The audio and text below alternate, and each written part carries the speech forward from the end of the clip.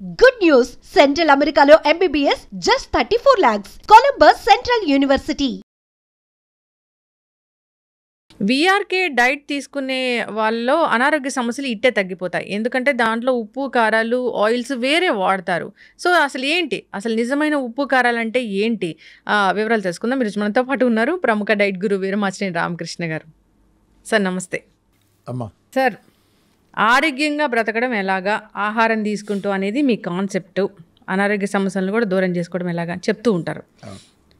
మీ పోపుల డబ్బానే మీకు పెద్ద మెడికల్ షాపు, మీకు బయటికి వెళ్ళి మెడిసిన్స్ కొనాల్సిన పని లేదని కూడా చెప్తూ ఉంటారు.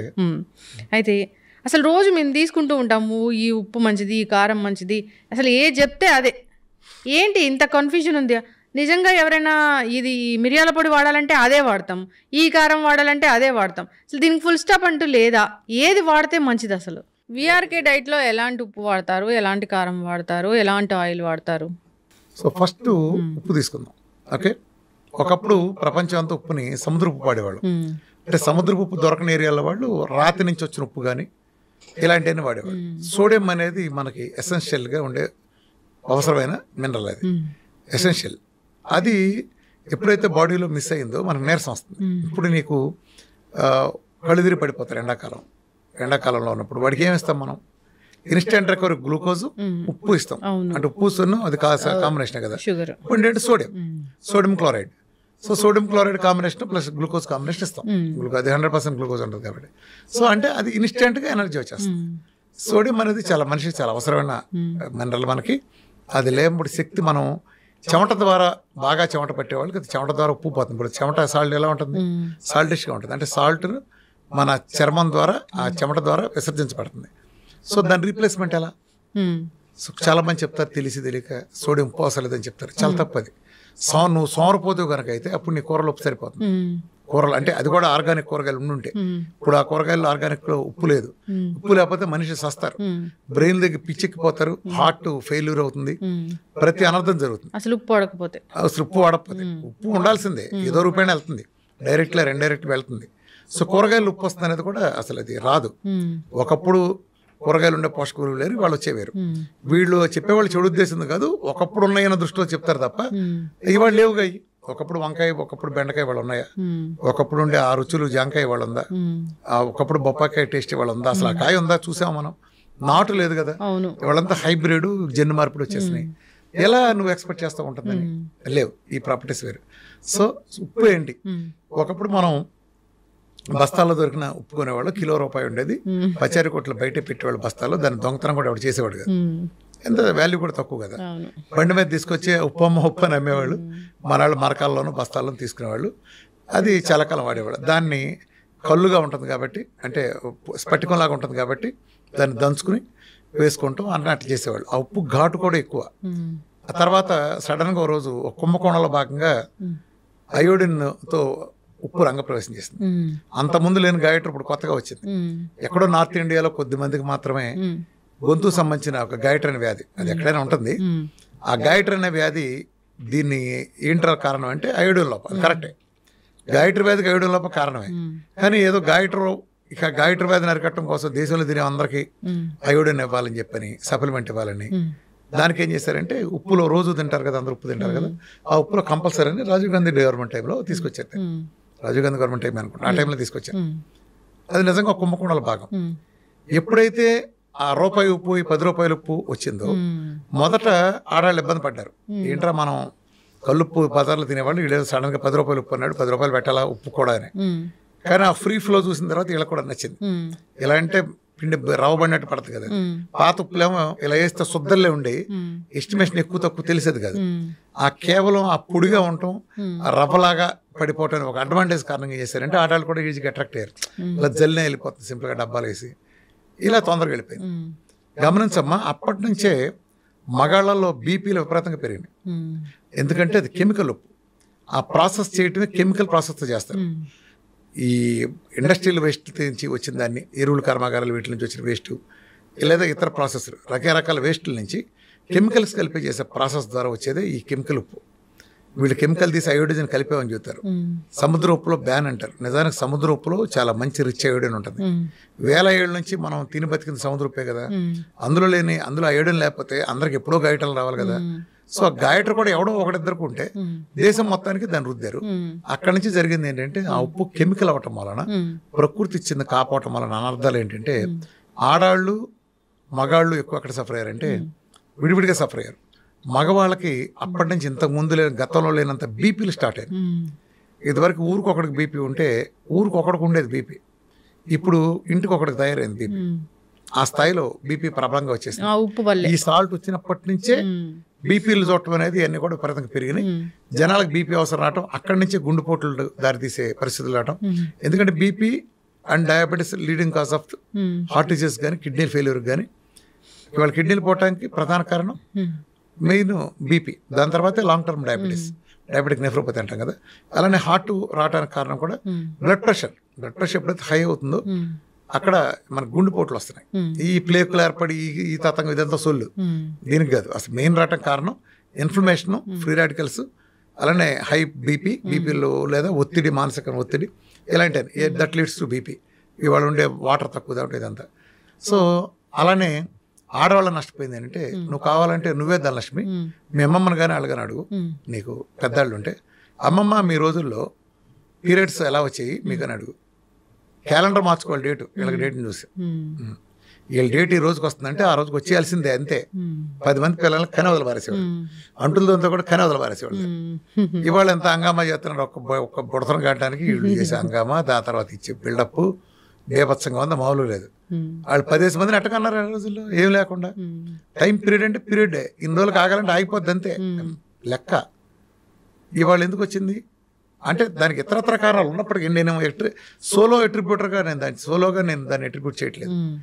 అక్కడి నుంచే థైరాయిడ్ అనేది వాళ్ళ ఆడపిల్లల్లో 100కి 80 నుంచి 90%కి ఆడపిల్లలకు వచ్చేసింది. థైరాయిడ్ అంటే ఆడపిల్లలకు ప్రధానమైన జబ్బులో మారిపోయింది. ఎందుకని ఆడవాళ్ళలో థైరాయిడ్ సమస్యలు ఎందుకు వచ్చినాయి? హార్మోన్లిసిస్. మీకే కదా హార్మోన్ బతికేదంతా. ఎందుకంటే 3 రోజులు సైకిల్ ఉంటుంది మీకు. ఈ సైకిల్ నిజాన్ని మీకు ఒక రక్షణ, ఆడాళ్ళకి మగాళ్ళ కంటే కూడా రక్షణ. మీకు 2 రక్షణలు ఉన్నాయి. ఒకటి హార్మోన్లు చేసే 3 రోజుల పీరియడ్ ఉంటాం ఒకటి. రెండోది మీరు ట్యాప్ ఉంటుంది మీకు ఒకటి. ఏదన్నా మాట అంటే చాలు ట్యాప్ తిప్పుతారు, దెబ్బ రిలాక్స్ అయిపోతారు. మీరు ట్యాప్ తిప్పేది ఎందుకంటే ఒక సీన్ చేసి ఎవరైనా తిట్టించుకుని కావాలని 2 తిట్టించుకుంటే మీరు ఒక 7 పెట్టి చూరుకుంటారు. ఈ ట్యాప్ తిప్పేస్తారు, ఆ ఫ్రెష్ మొత్తం ట్యాప్ వాటర్ అని తెలిపోతే మనశ్శాంతిగా, అంటే మందు కొడితే అన్ని మర్చిపోయినట్టు మీరు ట్యాప్ తిప్పేసి అతను ప్రశాంతంగా ఉంటారు. ఇలా మగాళ్ళు అట్ట మీకులాగా ట్యాప్ తిప్పలేరు కాబట్టి ఇవన్నీ దాచుకుని కుళ్ళిపోయి గుండె దెబ్బలు తీసుకుంటాం మా సన్నాసులంతా. అది. సో ఇది స్ట్రోక్స్ రావడానికి ఒక. ఎప్పుడైతే నువ్వు తినే ఆహారం ఒక 100 అనుకో, 100లో ఒక 30 నీకు ఫ్యాట్ ఉందనుకో, ఇప్పుడు ఫ్యాట్ని తీసేసా, ఆ గ్యాప్ని దేంతో ఫిల్ చేయాలి? దేంతో ఫిల్ చేయాలి? అప్పుడే ఫుడ్ మార్కెట్ రంగప్రవేశం చేసింది. చక్కగా హై గ్లైసమిక్ ఇండెక్స్ ఉండే కార్బోహైడ్రేట్లు తీసుకుంది. రిఫైన్డ్ హైలీ రిఫైన్డ్ కార్బోహైడ్రేట్స్ని, ఆ స్వీట్ డ్రింక్స్ని, కోలాస్ని, ఇవన్నీ చూడు. ఒకప్పుడు నిమ్మకాయ నీళ్ళు, నిమ్మకాయ సోడాలు తాగే మనం, కోలాస్ వచ్చిన తర్వాత కూల్ డ్రింక్స్ రంగప్రవేశం చేసినాయి. అలానే ప్రతిదీ ప్యాకెట్ ఫుడ్లు వచ్చేసినాయి.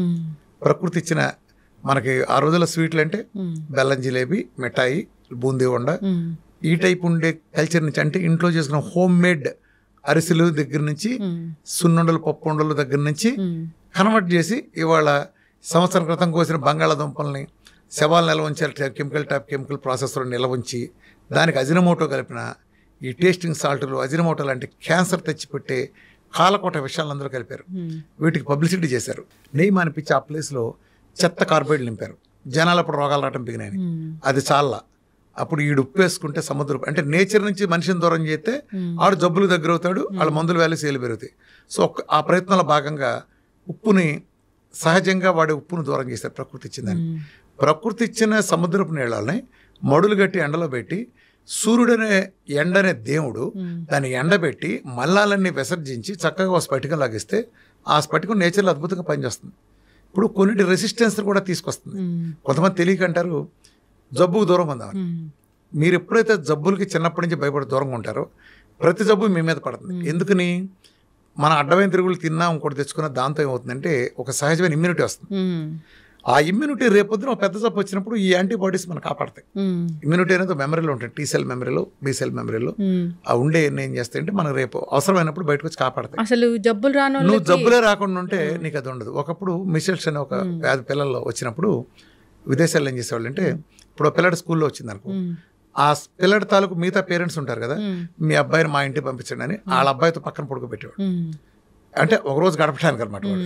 ఆడికి జబ్బు వచ్చిందంటే ఆడు తగ్గే వరకు ఆడు ఫ్రెండ్స్ ఇళ్ళకి రౌండ్ వేస్తాడు, లేదా మిగిలిన పిల్లలందరూ గదులు పెట్టి ఆడుకోమంటారు వాడితో. అప్పుడు ఏమవుతుందంటే వాళ్ళకి ఆ జబ్బు వస్తే దాని తాలూకు ఇమ్యూనిటీ డెవలప్ అయితే లేటర్ స్టేజ్లో అది ఉపయోగపడుతుంది. ఇది దాని ఉద్దేశం. అలా అంటే అదే తప్పు ఒప్పరు కదా. కరోనా టైంలో కూడా అమెరికాలో కొంతమంది అలా చేశారు. గ్రూప్గా మనం కరోనా తెచ్చేసుకుంటే రాదని. ఇప్పుడు ఇక్కడ ఇదే గదిలో 10 మంది ఉన్నాం, ఉదాహరణ చెప్తాను. నీకు ముందు వచ్చింది, నీకు వచ్చిన లాస్ట్లో నాకు అంటించావు, నాకు వచ్చిన లాస్ట్లో తనకు అంటించాను అనుకో. ఇలా నేను 10 మందికి అంటించే టైంకి 11వ నీకు కూడా మళ్ళీ వస్తుంది. నీ పీరియడ్ అయిపోతుంది, అది ఉండే రెసిస్టెన్స్ పీరియడ్ పోయి సెకండ్ టైం కూడా నీకు వస్తుంది. అలా కాకుండా 10 సార్లు మనకి ఈ 10 మందే ఉంటాం అనుకున్నప్పుడు 10 మంది ఒకేసారి అంటించేసుకున్నాం అనుకో, 10 మందికి ఒకసారి వచ్చి ఒకసారి పోయింది అనుకో, ఇంకా అంటించడానికి తిరిగేది ఉండదుగా, తిరిగే చచ్చిపోతుందిగా. ఇది టెక్నిక్. ఇలా చేశారు అమెరికాలో చాలా కాలనీస్. అసలు వ్యాక్సిన్ లేకుండా కరోనా సమావేశాలను పెట్టి యూరోప్లో అట్లా కూడా చేశారు. తమాషా ఏంటి, వాళ్ళు సక్సెస్ అయ్యారు. తమాషా ఏంటి, లాజిక్ అర్థమైంది నీకు? లాజిక్ అర్థమైందా? ఇప్పుడు ఈ రూమ్లో 10 మంది ఉంటే 10 మందికి ఎట్ ఏ టైం ఒకే రోజు కరోనా వచ్చింది అనుకో, 10 మంది ఇబ్బంది పడతారు ఒకేసారి. ఆ 10 మంది కూడా ఒకసారి ఉంటారు, 10 మంది ఒకసారి తగ్గించేసుకుంటారు. మళ్ళీ అంటించడానికి 10 మంది గ్రూపులు ఎవరికి లేదు. అలా కాకుండా సీరియల్ వచ్చిందంటే ఫస్ట్ ఎపిసోడ్లో నీకు తగ్గుతుంది, రెండో ఎపిసోడ్ నువ్వు కంటిస్తావు. ఈడు 10కి వచ్చేటప్పుడు 9కి వచ్చేటప్పుడు నువ్వు అప్పటికి తగ్గా 4 నెలలు అయి ఉంటుంది. ఈ 10 కూడా మళ్ళీ నీకు అంటిస్తాడు. అర్థమైంది? ఇది తిరుగుతూనే ఉంటుంది క్యాసెట్గా. ఏ సైడ్ బి సైడ్ క్యాసెట్లు తిరుగుతూ ఉంటాయి, రిపీట్ మోడ్లో తిరుగుతాయి. అర్థమైంది? అంటే అది వేరే కాన్సెప్ట్లే. ఇది నేను సమర్థిస్తాను కాదు, జరుగుతున్న ఫ్యాక్ట్ చెప్తున్నాను.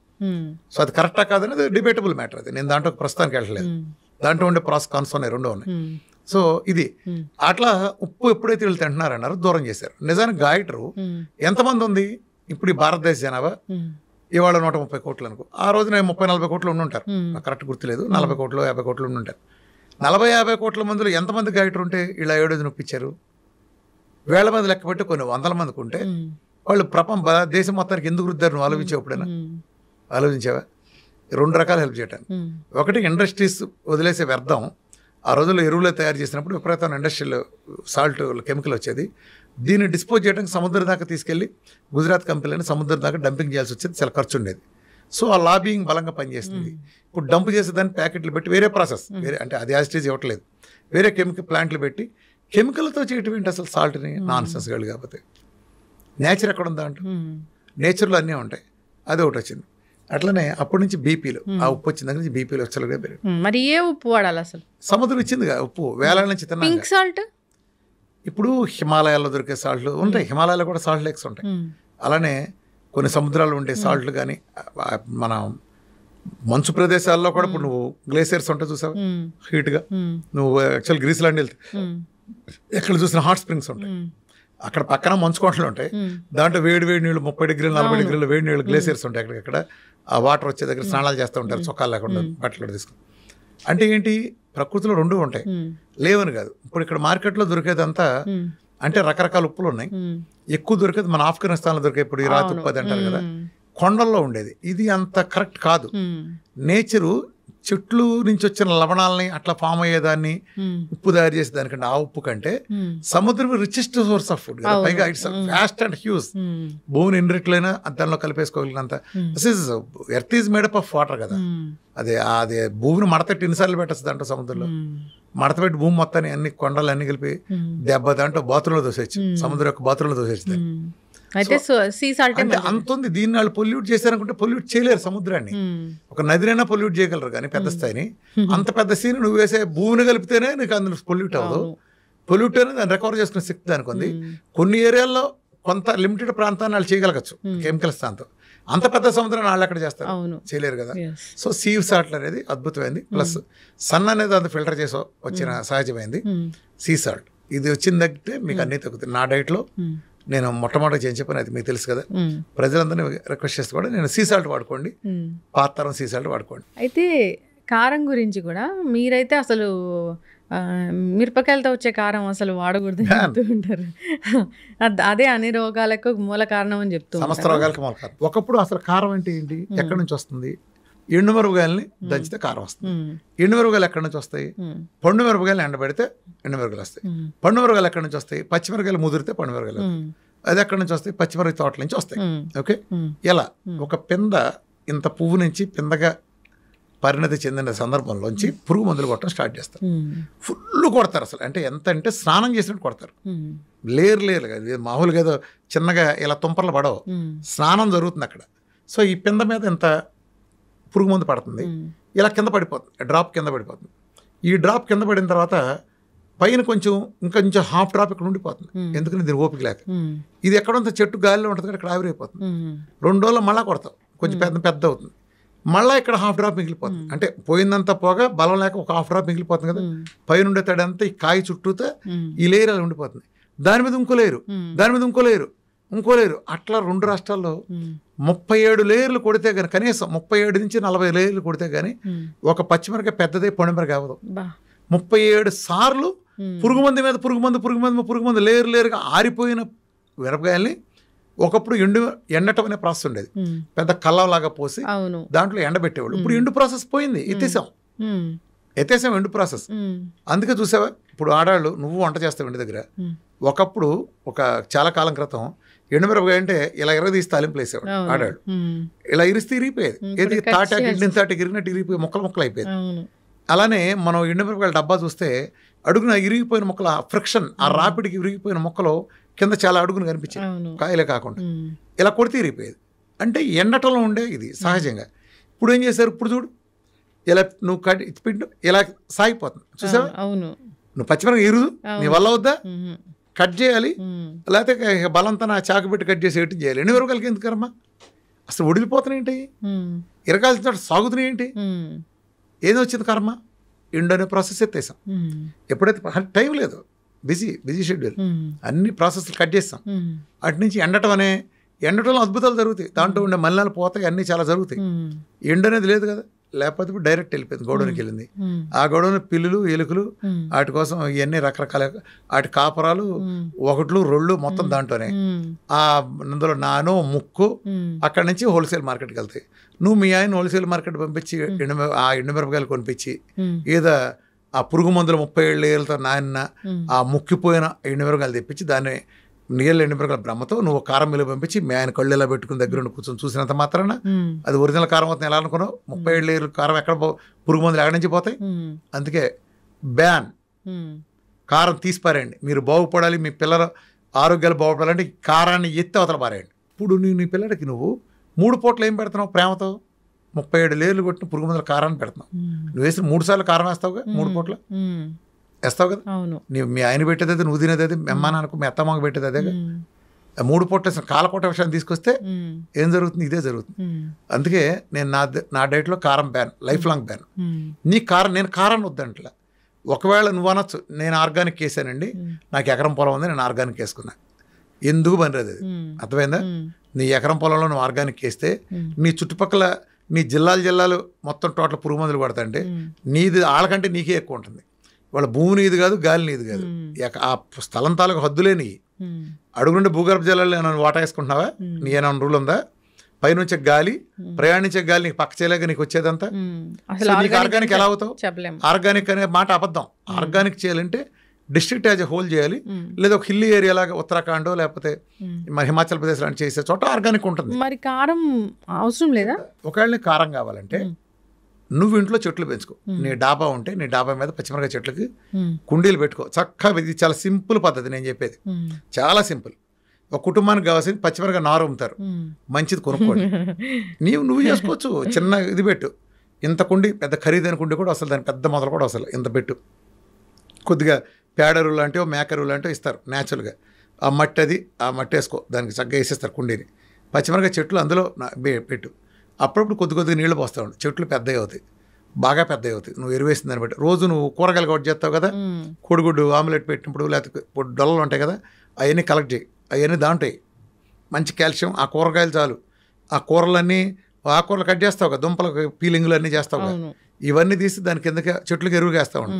అప్పుడప్పుడు కొద్దిగా నీళ్ళు పోయి, ఒక గ్లాస్తో తీసుకుని నీళ్ళు పోయి చాలు. పోస్తే చెట్టు చక్కగా పెద్ద అవుతుంది. పచ్చిమిరకాయలు పెద్దవి. పండు మిరకాయల దగ్గర వెయిట్ చేయి. పండు మిరకాయలు కోసుకో, నువ్వే ఎండలో పెట్టుకో. దాన్ని కారం మిల్లి తీసుకెళ్ళి ఆడించుకో, నువ్వు పీకల దాకా తిను, అది ఔషధం. అంతే. ఇది రోగం. అర్థమైందా? అది ఔషధం ఇంట్లో చేసుకుంది, ఇది రోగం. నువ్వు కారం తినద్దని నేను చెప్పట్లా, కారం ఇలాంటిది తినద్దని చెప్తున్నా. అర్థమైందా? సో ఇది పరిష్కారం. సో కారం బదులు మేము ఇవన్నీ పండించుకోవాలంటే ఏంటంటే ఆల్టర్నేటివ్ ఏంటంటే పెప్పర్లో కూడా ఇప్పుడు బొప్పాయి గింజలు కలిపి కల్తీ వస్తుంది. కాదేది కథ కనహరం కవిత కనహరం అని, కాదేది కల్తీ కనహరం అనేది నీటి సామెత. అలానే మీరు మిరియాలలో కూడా కల్తీ వచ్చేస్తుంది, బొప్పాయి గింజలు కలుపుతున్నారు. కాబట్టి తోక మిరియాలని ఉంటాయి, తోకలాగా చిన్నది ఉంటాయి, ఆ మిరియాలు వాడుకుంటే మీకు ఆ కల్తీ అనేది మీకు జర తెలిసిపోతుంది. తోక మిరియాలని నువ్వు అడిగినప్పుడు వాడు మా బొప్పాయి గింజలు ఊరిని లేపేసి మీరు ఆడాలు కొంచెం బుర్ర పెడితే అన్నీ జరుగుతాయి. ఓకే, అలా మిరియాలు తెచ్చుకోండి, మిరియాల పౌడర్ వేసుకోండి. మిరియాల్లో ఉండే ఎంత అద్భుతమైంది ఆ పెప్పరిన్ అనే ఇది కూడా ఫైటోకెమికల్ కూడా మన ఆరోగ్యాలు మెరుగుపరచడంలో లంగ్ సంబంధించి కానీ అది మైక్రోబయల్ యాంటీ మైక్రోబయల్ అది బెస్ట్గా ముఖ్యంగా శ్వాసకోశాలకు సంబంధించి అద్భుతంగా పనిచేస్తుంది.